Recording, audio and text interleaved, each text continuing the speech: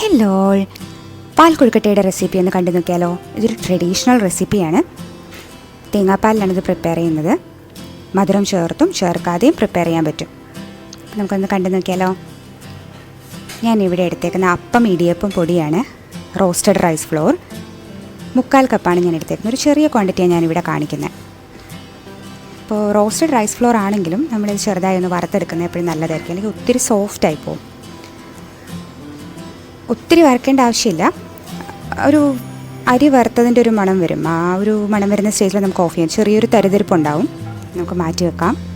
ഇനി ഈ മാവ് കുഴച്ചെടുക്കുന്നതിന് വേണ്ടിയിട്ട് തിളപ്പിച്ച വെള്ളമാണ് നമ്മൾ യൂസ് ചെയ്യുന്നത്. ഇടിയപ്പമൊക്കെ കുഴച്ചെടുക്കുന്ന പോലെ തന്നെയാണ്. ഞാൻ 1/4 ടീസ്പൂൺ ഉപ്പ് ചേർത്ത് കൊടുക്കുന്നുണ്ട്.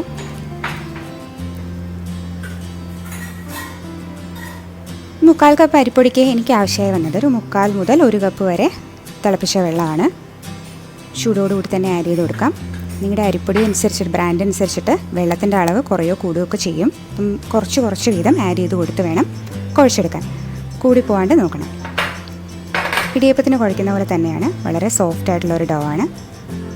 നിങ്ങൾക്ക് കാണുമ്പോൾ മനസ്സിലാവുന്നതാണ് ഇതിൻ്റെ ഒരു കൺസിസ്റ്റൻസി.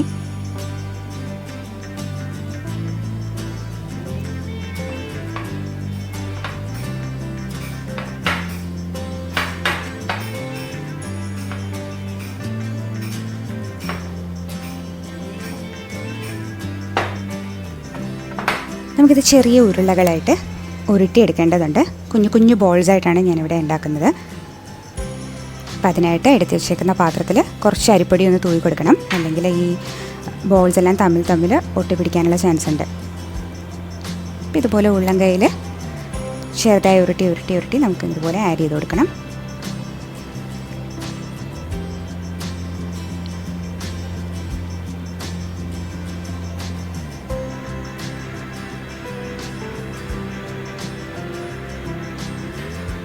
പിള്ളേർക്കൊക്കെ നല്ലൊരു ആക്ടിവിറ്റിയാണ്. വെക്കേഷൻ സമയത്ത് പിള്ളേർക്കൊക്കെ കൊടുത്താൽ അവർക്ക് ഒത്തിരി ഇഷ്ടമാകുന്നൊരു സംഭവം അത്.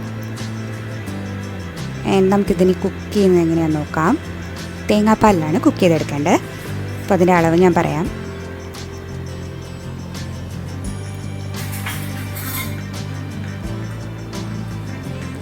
ഒരു കപ്പ് 2ാം പാൽ ചേർക്കുന്നുണ്ട്.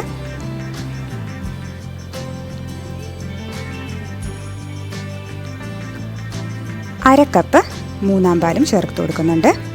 മൊത്തത്തിൽ 1.5 കപ്പ് വെള്ളമാണ് ചേർക്കുന്നത്, അതായത് തേങ്ങാപ്പാലാണ് ചേർത്ത് കൊടുക്കുന്നത്. ആവശ്യത്തിന് ഒരു നുള്ളു ഉപ്പും ചേർത്ത് കൊടുത്തിട്ട് ഒന്ന് തിളപ്പിക്കണം.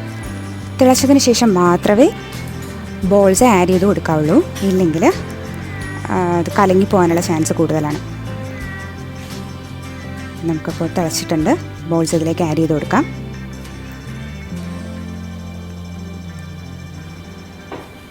ചേർത്ത് കൊടുക്കുമ്പോൾ ശ്രദ്ധിക്കേണ്ടത്, ഒരിക്കലും സ്പൂൺ കൊണ്ട് ഇളക്കി കൊടുക്കാൻ പാടില്ല.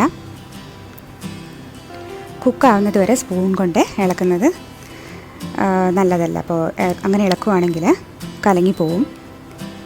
ഇതുപോലൊന്ന് ചുറ്റിച്ചു കൊടുത്താൽ മതിയാവും.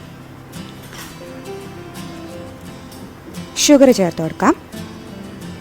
ഞാനിവിടെ 3 ടീസ്പൂൺ ഷുഗറാണ് ചേർത്ത് കൊടുക്കുന്നത്. നിങ്ങൾക്ക് വേണമെങ്കിൽ മധുരത്തിൻ്റെ അളവ് കൂട്ടുകയോ കുറയ്ക്കുകയോ ഒക്കെ ചെയ്യാം. മധുരം ചേർക്കാണ്ടും ഉണ്ടാക്കാം.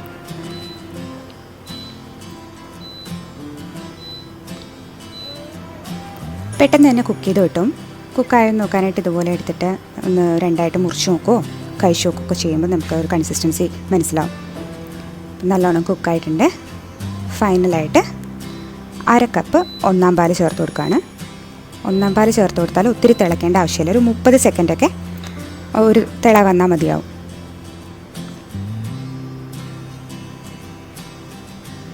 ഉപ്പും മധുരമൊക്കെ പാകത്തിന് വന്നിട്ടുണ്ട്. ഫ്ലെയിം ഓഫ് ചെയ്ത് കൊടുക്കാം. ഒരു ബോളിലേക്ക് ട്രാൻസ്ഫർ ചെയ്യുവാണ്. വളരെ ടേസ്റ്റി ആയിട്ടുള്ളൊരു റെസിപ്പിയാണ്. ഈസിയാണ് ഉണ്ടാക്കാനായിട്ട്. അപ്പോൾ എല്ലാവരും ട്രൈ ചെയ്ത് നോക്കണം കേട്ടോ. Thank you.